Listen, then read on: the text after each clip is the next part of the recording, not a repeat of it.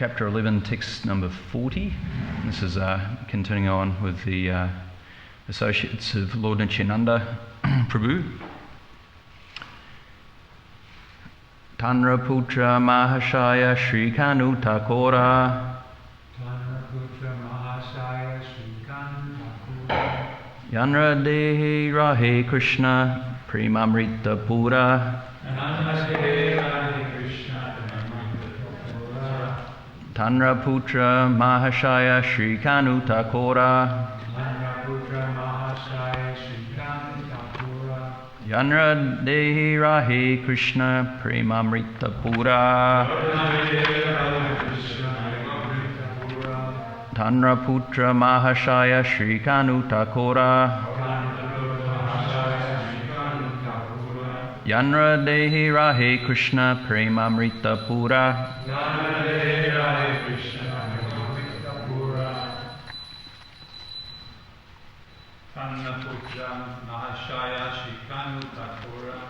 Tanra Putra Mahashaya Sri Kanu Thakura Yanra Dehi Rahe Krishna Premamrita Pura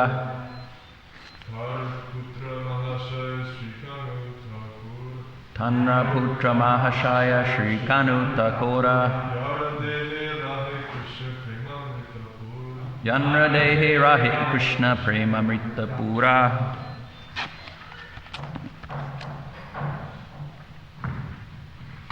I'll do the word for word. Tanra Putra, his son, Mahashaya, a respectable gentleman, Sri Kanu Thakura, of the name Sri Kanu Thakur, Yanra, whose, Dehi, in the body, Rahe, remained, Krishna Prema Amrita Pura, the nectar of devotional service to Krishna. Translation and purport by His Divine Grace A.C. Bhaktivedanta Swami Prabhupada. Sri Kanu Thakur, a very respectable gentleman, was the son of Purushottama Das Thakur. He was such a great devotee that Lord Krishna always lived in his body. Purport. To go to the headquarters of Kanu Thakur, one has to proceed by boat from the Jikaragacha Ghat station in the river known as Kapotaksha. Otherwise, if one goes about 2 or 2.5 miles from the Jikaragacha Ghat station, he can see Bodhakana, the headquarters of Kanu Thakur. The son of Sadashiva was Purushottama Thakur, and his son was Kanu Thakur. The descendants of Kanu Thakur know him as Nagara Purushottama. He was the cowherd boy named Dharma during Krishna Lila. It is said that just after the birth of Kanu Thakur, his mother Janava died. When he was about 12 days old, Sri Nityananda Prabhu took him to his home in Karadaha. It is ascertained that Kanu Thakur was born sometime in the Bengali year 942. It is said that he took birth on the Rath Yatra day. Because he was a great devotee of Lord Krishna, from the very beginning of his life, Sri Nityananda Prabhu gave him the name Shishu Krishnadas. When he was 5 years old, he went to Vrindavan with Janava Mata, and upon seeing the ecstatic symptoms of Kanu Thakur, the Goswamis gave him the name Kanai Thakur. In the family of Kanu Thakur, there is a Radha Krishna deity known as Pranavalabha. It is said that his family worshipped this deity long before the appearance of Lord Chaitanya Mahaprabhu. When there was a Maharashtrian invasion of Bengal, the family of Kanu Thakur was scattered, and after the invasion, one Hare Krishna Goswami of that family came back to the original home, Bodhakana, and re-established the Pranavalabha deity. The descendants of the family still engage in the service of Pranavalabha. Kanu Thakur was present during the Keturi Utsava when Janava Devi and Virabhadra Goswami were also present. One of Kanu Thakur's family members, Madhavacharya, married the daughter of Sri Nityananda Prabhu, who was named Ganga Devi. Both Purushottama Thakur and Kanu Thakur had many disciples from Brahmana families. Most of the disciplic descendants of Kanu Thakur now reside in the village named Gadabeta by the river Shilabati in the Midnapur district. Jai Shri Prabhupada Ki Jai. Om Jnana Timirandasya Jananjana Shalakaya Chakshu Unitam Yena Tasmai Shri Guruve Namaha.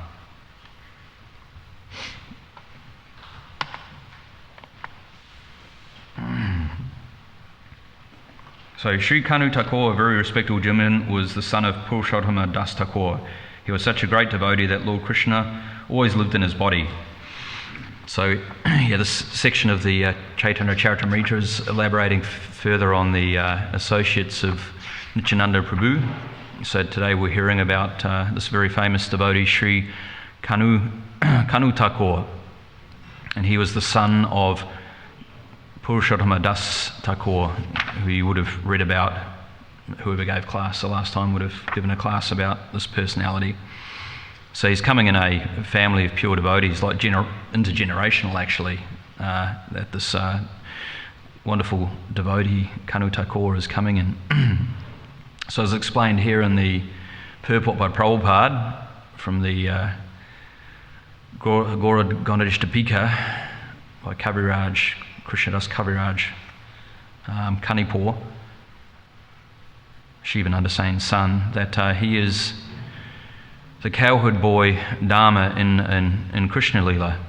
As we know, that all these personalities who appeared during the time of Lord Chaitanya Mahaprabhu had all descended along with him to help him, assist him in his pastimes. So they all have their positions in Krishna-lila as well.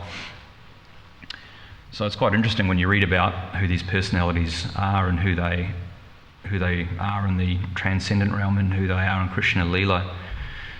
So I just remembered I was giving class last night as I was about to take rest, so I had to get up early this morning and do a bit of research. I thought, maybe I should text Krishna Kirtan and tell him I can't make it, but I thought that's not very nice, so I got up early and studied a bit about this personality. So among all the groups of the different friends of Krishna, some are well known from various scriptures and some are well known by popular tradition. There are different divisions among Krishna's friends. Some are eternally in friendship with Krishna, and some are elevated demigods, and some are perfected devotees. So there's a bit of information just about the cowherd boys.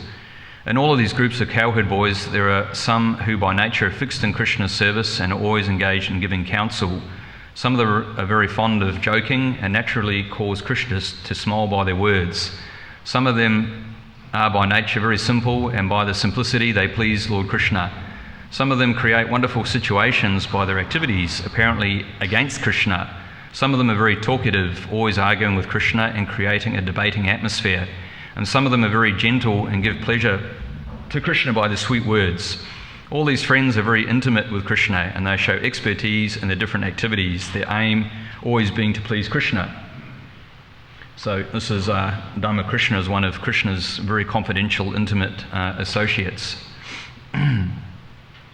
So Krishna played with his intimate friends, sometimes by fighting or wrestling with their arms, sometimes by playing ball and sometimes by playing chess. Sometimes they carried one another on their shoulders and sometimes they exhibited their expertness at whirling logs. And the cowherd friends used to please Krishna by sitting together with him on couches or on swings. It's nice actually when you go to Vrindavan and there's all those pastime places and they have the swings frame set up, so you know that's where there's been a swing pastime with Radha and Krishna or Krishna and the cowherd boys. There's a nice meditation when you're doing parakram in Vrindavan.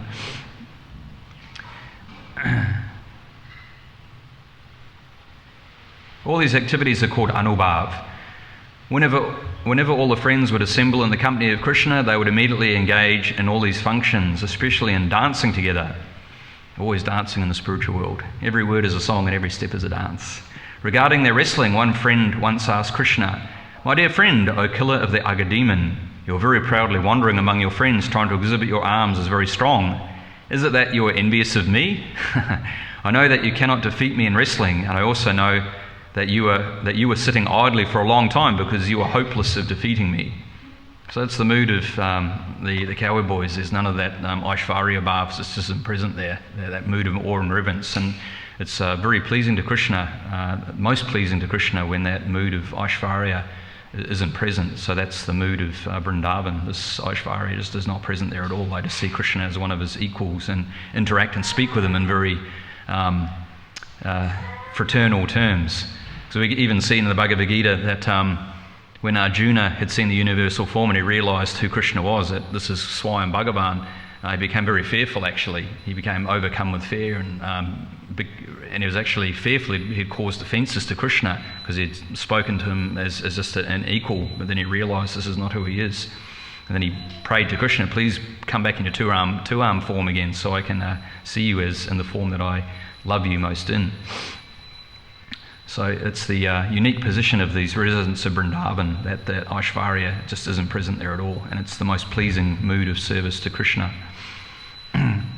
So all of Krishna's friends were very daring and would risk any difficulty because they were confident that Krishna would help them to become victorious in all adventures. They used to sit together and advise one another what to do, sometimes inducing one another to be engaged in welfare work. Sometimes they would offer betel nuts to one another, decorate one another's faces with tilak, or smear pulp of chandan on each other's bodies. Sometimes for the sake of amusement, they used to decorate their faces in strange ways. Another business of the friends was that each of them wanted to defeat Krishna. Sometimes they used to snatch his clothing or snatch away the flowers from his hands. Sometimes one would try to induce another to decorate his body for him, and failing this, they were always ready to fight, challenging one another to combat and wrestling. These were some of the general activities of Krishna and his friends. See, there's no fear present. You know, the pastime of the Aghasura demon. I was watching a video of my daughter. They did a video of the Aghasura demon, and the kids were playing the part of Krishna's cowherd boyfriends who entered fearlessly into the mouth of Aghasura because they knew that, well, even if it's a demon, Krishna will save us, so let's just go in anyway. So that's the mood. There's no fear there at all. It was a very sweet play they did actually. So the more confidential friends are called Priyasakhas and are almost Krishna's age. Because of their very confidential friendship, their behaviour is only on the basis of pure friendship. The behaviour of other friends is on the ground of paternal love or servitude. But the basic principle of the confidential friends is simply friendship on an equal level. Some confidential friends are as follows: Sridham, Sudam, Dharma, who we're talking about today, Vasudam, Kinkini, Stoka Krishna. Stoka Krishna was actually Purushottama Das Thakur, who was Kanu Thakur's father. So Stoka Krishna was the father of Kanu Thakur, who was Dharma. So it's interesting how they're connected. Stoka Krishna, Amsu, Bhadrasain, Vilasi, Pundarika, Vitanka, and Kalavinka. By their various activities and different pastimes, all of these friends used to give transcendental pleasure to Krishna. The behaviour of these confidential friends is described by a friend of Radharani who told Radharani, "My dear graceful Radharani, your intimate friend Krishna is also served by his intimate boyfriends. Some of them cut jokes with him in mild voices and please him very much by this. For example, Krishna had one Brahmana friend whose name was Madhumangala. This boy would joke by playing the part of a greedy Brahmana.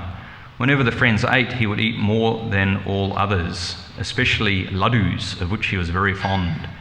Then after eating more laddus than anyone else, Madhumangala would still not be satisfied, and he would say to Krishna, 'If you give me one more laddu, then I shall be pleased to give you my blessings, so that your friend Radharani will be very much pleased with you.' The Brahmanas are supposed to give blessings to the Vaishyas, farming and merchant caste, and Krishna presented himself as the son of Maharaj Nanda, a Vaishya. So the Brahmana boy was right in giving blessings to Krishna. Thus Krishna was very pleased by his friend's blessings and would supply him with more and more laddus. Sometimes a confidential friend would come before Krishna and embrace him with great affection and love. Another friend would then come up from the rear and cover Krishna's eyes with his hands. Krishna would always feel very happy by such dealings with his confidential friends." So these are nice meditations on Krishna's pastimes. And we should become familiar with these pastimes, because these are the sort of meditations that we should be cultivating as we develop our Krishna consciousness, is learning how to see Krishna everywhere. Just like we know that Lord Caitanya Mahaprabhu, when he was in Jagannath Puri, sometimes there would be sand dunes that would be formed on the beach by the winds. And when Lord Caitanya would see the sand dunes, he would be so absorbed in thoughts of Krishna, he would see them as Govardhan Hill, and he'd run towards them in great love and affection. So this is the vision we should be cultivating, is learning how to see Krishna's presence and see the holy Dham present everywhere. So it's a nice meditation with these pastimes to help us do that. So there's a little bit about Dharma and the Cowhead Boys, so we can reflect on who this Kanu Thakur is. So a bit more information about Kanu Thakur. We did hear some today, which we can elaborate on from the purport. So for 4 generations, the family of Purushottam Das consisted of eternally perfect direct associates of Mahaprabhu. So it was Kamsari Sain, Sadashiva Kaviraj, Purushottam Thakur, and Kanu Thakur. So the Guru Ganadesh Dipika identifies Kamsari as Ratnavali Saki and Sadashiva Kaviraj as Chandavali. Yeah, so it's quite phenomenal that he appeared in this family, and they're all Nityasiddhas from the transcendent realm. Purushottam Das Thakur's wife's name was Janava. She passed away just after bearing Purushottam Das Thakur's son Kanu. So hearing this news, Lord Nityananda Prabhu went to the house of Purushottam Das Thakur and took his son Kanu with him when he was only 12 days old to his own village of Kadadadaha. Kanu Thakur was born apparently on the Rath Yatra day in the year 1535 AD, or the Bengali year 942. So Lord Caitanya appeared in 1486. Okay, right. Seeing his great devotion, Nityananda Prabhu gave him the name Shishu Krishnadas, which means the servant of Krishna since childhood. So actually he was adopted essentially by Lord Nityananda and his wife Janava. So Janava was his stepmother. When he was 5 years old, Kanu Thakur was taken to Vrindavan by Janava Mata. Upon seeing the great devotion of the boy, Jiva Goswami and the other Goswamis called him Kanai Thakur. So he was recognised by the Goswamis in Vrindavan as being a great personality, and they gave him this affectionate name, Kanai Thakur. So there's different names he went by, Kanu Thakur, then Shishu Krishnadas, which is a name given to him by Lord Nityananda, and then Kanai Thakur, which was a name given to him by the Jiva Goswami and the other residents of Vrindavan. So he's very, very dear to the Vaishnavas, the Goswamis and Lord Nityananda and Janava. People say that once Kanai Thakur was in Vrindavan dancing in the ecstasy of kirtan, and while dancing a bangle fell from his feet. At that time he said, "At that place where this bangle has fallen, I shall make my residence." So at present, this is according to Stephen Knapp, that bangle is kept in a temple in a village called Kanagrama in the Yashohara district of Bengal, which is where the original family home of Kanai Thakur was located. So I don't know if anybody's ever been to this temple before where this bangle is. I tried to find if I could find any images of it, but I couldn't locate any on Google Images. But apparently there is this temple that's still there that you can, there where this bangle is kept, and you can have darshan of this bangle that was worn by Kanu Thakur. So in adulthood, he moved to the village of Baldakana in the district of Jeshore, and from there he moved to Garbeta village in the Midnapur district. So this is some information I got from the ISKCON the ISKCON Bangladesh site, because I think this is where it's actually part of Bangladesh, so they have a bit more information about who these personalities are and some of their pastimes. So once while taking bath in the Shilavati river in Garbeta village, Thakur Kanai's feet touched the dead body of a Brahmana boy. He pulled the body from the water and chanted the Hare Krishna mantra to this body, and the Brahmana boy returned to life, and the Thakur Kanai, or Kanu Thakur, named him Sri Ram.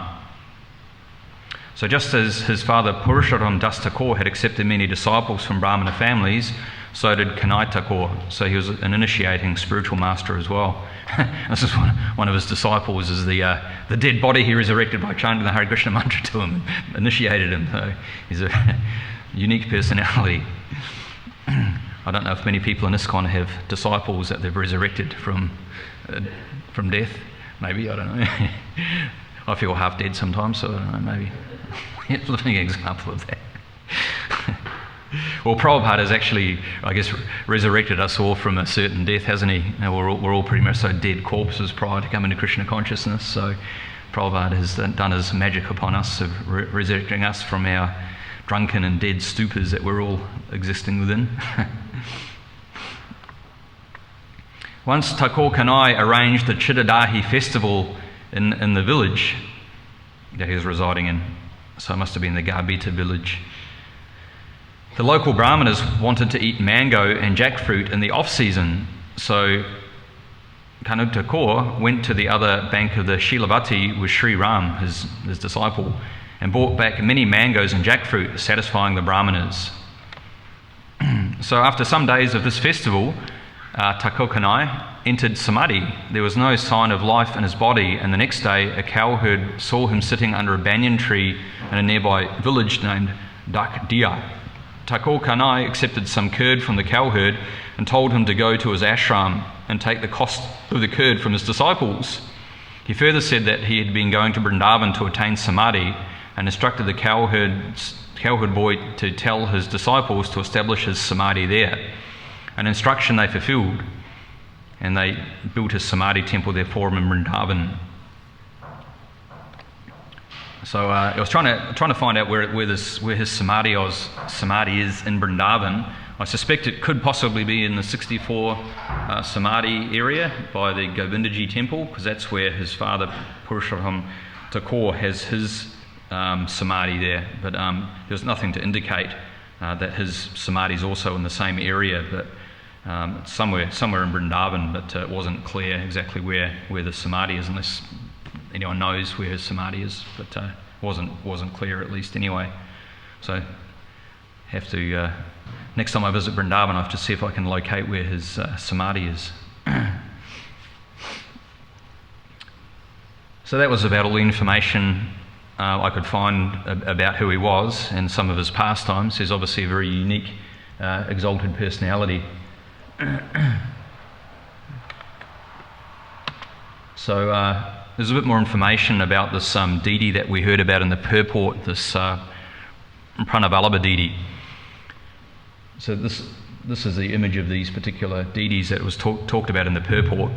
Purushottam Thakur's Shripat was previously at Shukasagara. When Shukasagara sank into the Ganges, Kanu Thakur carried the deity of Pranavallabha and brought his father to Baldakana. The deity was served at Baldakana until 1950, when political upheaval in Pakistan resulted in the shifting of the deity to Jadavur Goshpad in the district 24 Pangas at the house of Gora Hari Goswami, a descendant of Kanu Thakur. In Baldakana, the very ancient deity named Pranavallabha was served, and it was served prior, as we heard here in the purport, it was served prior to the appearance of Lord Chaitanya Mahaprabhu. So everyone except the descendants of Thakur Kanai's elder son went to Banjangat and Nadia. Baldakana village is situated in the Jikaragach area of Jashore district.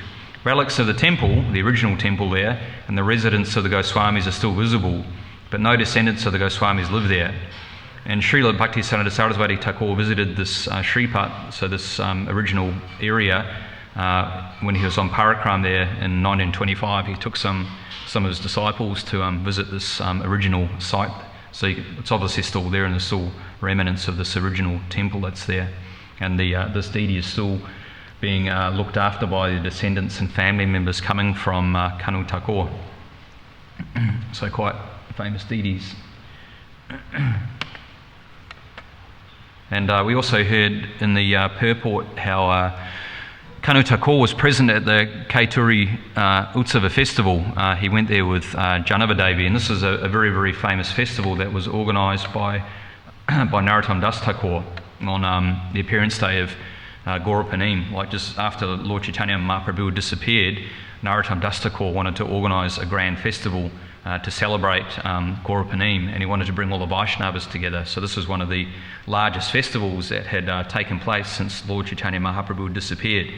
So all the great Vaishnavas came from all over India to this Caituri Gram. They were invited there by Narottam Das Thakur, and Janava Mata, Lord Nityananda Prabhu's wife, was also present there, and presumably because she's a stepmother of Kanu Thakur, she must have invited him to come along, attend this festival with her. So, in the book Prema Vilas observes that Kanai Thakur was present at the great festival of Caituri Gram with Sri Janava Mata. Janava was present when Narottam Das Thakur put on the festival in Caituri to install the deities of Chaitanya Mahaprabhu's appearance day. So I think there were about 6 different deities that Narottam Das Thakur wanted to install. So a grand festival was held on this occasion. Janava Mata, she was more or less overseeing and supervising the whole festival about how the procedure was to be followed to install these deities. And she also participated in cooking for the devotees. So she helped with the cooking of the grand feast that was served out, and she also served prasadam out to the devotees there as well. So you can see this is the loving exchange between the Vaishnavas. It's talked about by Rupa Goswami as giving prasadam, receiving prasadam. So Janava Mata was exemplifying this mood, the spirit of loving service to the Vaishnavas by cooking the prasadam personally with her own hands and then serving it out with her own hands to the devotees who came to this wonderful festival. And it's also explained that at this festival, on the festival day, there's a very wonderful description given of when the kirtan was taking place during the installation, that the whole Panchatattva actually manifested during this kirtan, because this was after Lord Caitanya had disappeared, had gone back to the spiritual realm, and his pastimes are no longer physically present on the physical plane. So there's a very nice description of this wonderful kirtan that took place during this wonderful festival.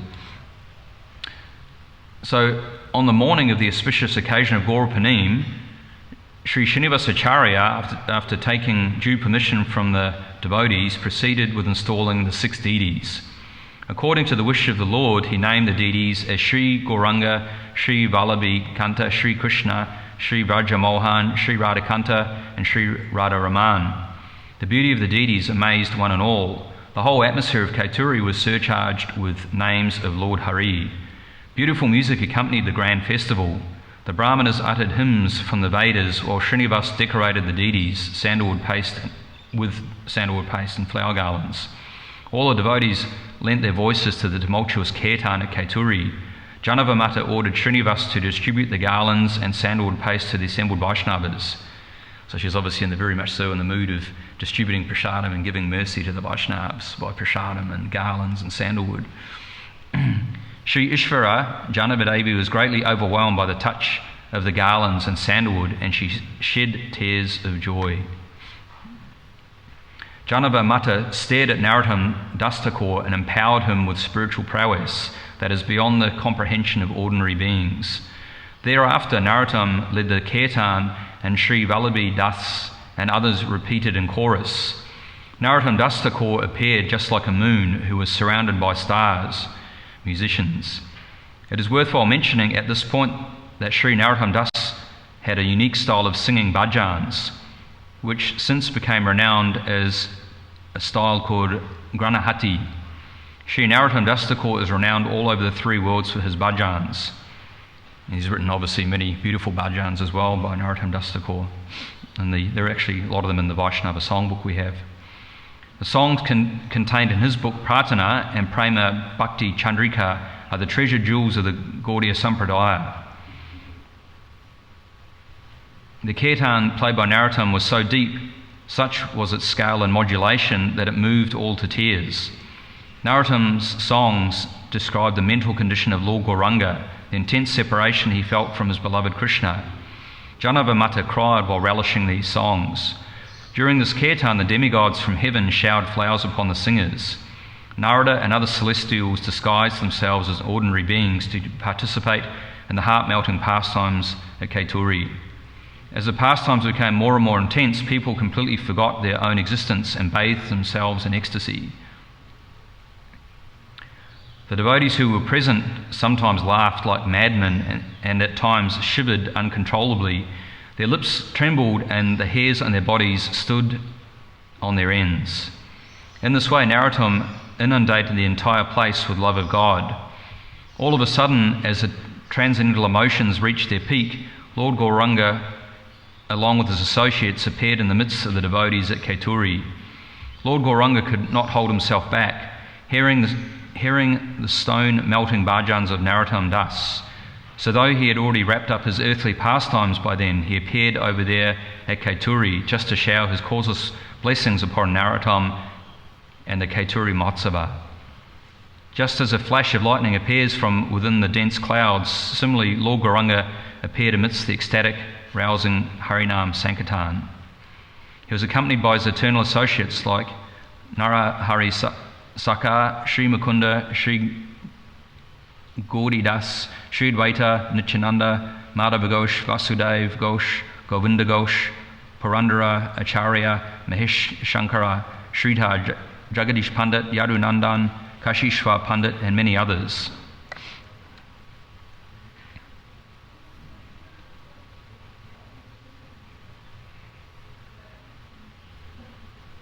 Sriman Mahaprabhu and all his associates danced enchantingly with the increasing beat of the musical instruments. Lord Nityananda's dance caused the world to tremble, while Advaita Acharya danced like a mad lion, roaring in joy. Gadadhar Pandit danced gracefully with Srivas Thakur. The joyful dancing of Mahaprabhu and his associates lifted the devotees out of their sorrows and lamentation. At the end of the Sankirtan, Lord Gaurahari and his associates disappeared from everyone's sight. The devotees felt the bitter pain of separating from their Lord once more.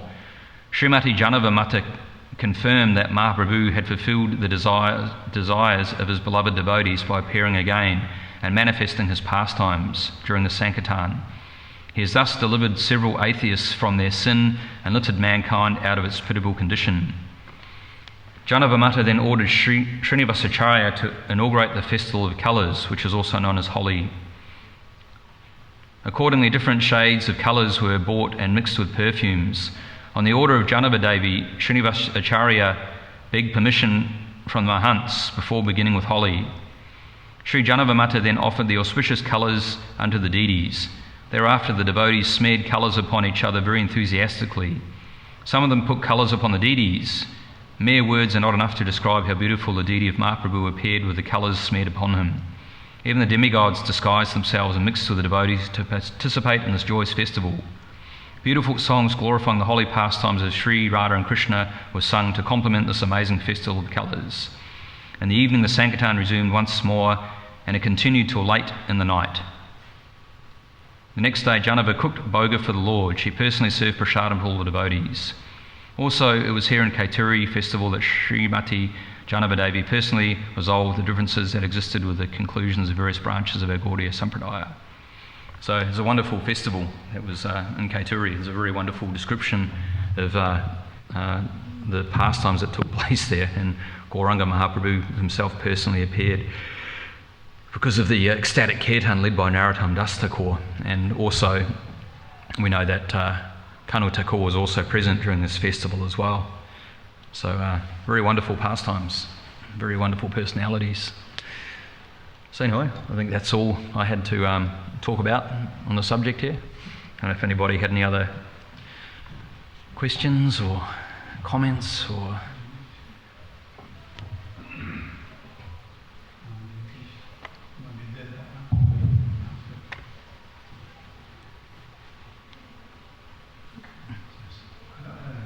No, please, if you've got anything to comment, please churn the nectar. I very much enjoyed your pastor. You did really well. So means very bad also, there is a son in Nityananda and Pastor Wall. Kanu and Virabhadra must have hung out together as well. Presumably so, yeah, if they were stepbrothers, yeah. I'm not saying I have any more kids, but if I have twin boys, I call them Kanu and Kanu.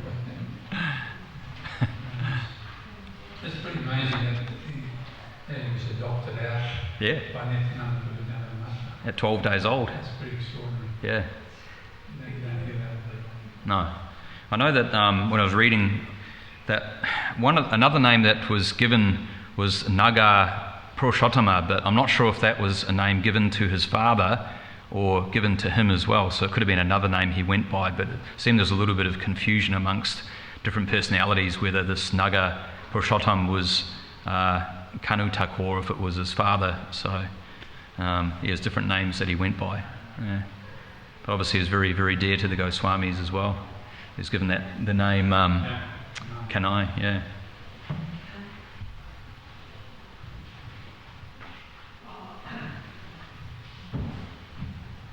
Sorry, Prabhu, I just had a conundrum in my own head because you were saying... You're not the only one, don't worry. Srinivasacharya was distributing prasad and everybody of the colours. He administered the colour festival, and I just remembered he was a great associate of Narottam Das Thakur. I got him mixed up with Sri Vasadi.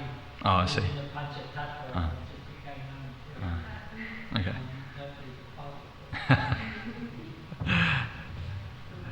Well, it's nice when you go to Vrindavan, they still do this Holi festival. We've just booked our tickets to go, and I think it's about February the 10th to March the 10th, and I know we're going to be in Vrindavan just before Gaurapanima when the Holi festival is done there, so I'll expose my kids for the first time to Holi in Vrindavan, so we'll see how they go.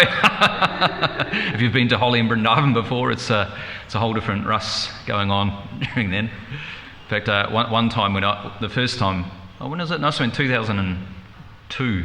Yeah, 2002 I was over there, and I was in Vrindavan. This was just after Tamal Krishna Maharaj left his body, and we're in Vrindavan, and then Keshava had come because his guru had left, so he came over with Nikula and a couple of other devotees, and so we're all in Vrindavan during this Holi festival, and then we went to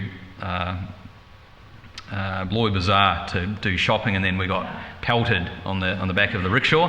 So we thought we'd get our revenge, so we bought all our ammunition. When we were in Loy Bazaar, we got buckets and dye and got squirters and everything. So on the back of the rickshaw doing drive-by shootings with these squirters. Yeah, such great fun. But you don't want to go to Holi in your best clothes because you probably won't come back the same colour. It's a very, very nice festival actually. Yeah, so we're continuing in the footsteps of this inauguration in the Kaituri festival. Yeah, very nice. So any other points or questions at all? Probably prasadam time's pretty soon. All right, we finished? Okay. Jai. Shri Caitanya Caritamrita ki jai. Krishnadas Kaviraj Goswami ki jai. Shri Prabhupada ki jai. Today's also the appearance day of my spiritual master, Caitanya Swami. So Caitanya Swami Maharaj ki jai. And we're doing the program tomorrow. Shri Kantasain and... Smita-Rita's, Smita-Rita, yeah, Smita-Rita. I'm trying to remember the name. Same as my wife, I can't remember the names. So Smita-Rita, we're doing it at their house tomorrow, so thank you very much for accommodating the program. Jai, Shri Prabhupada, ki jai. Thank you very much.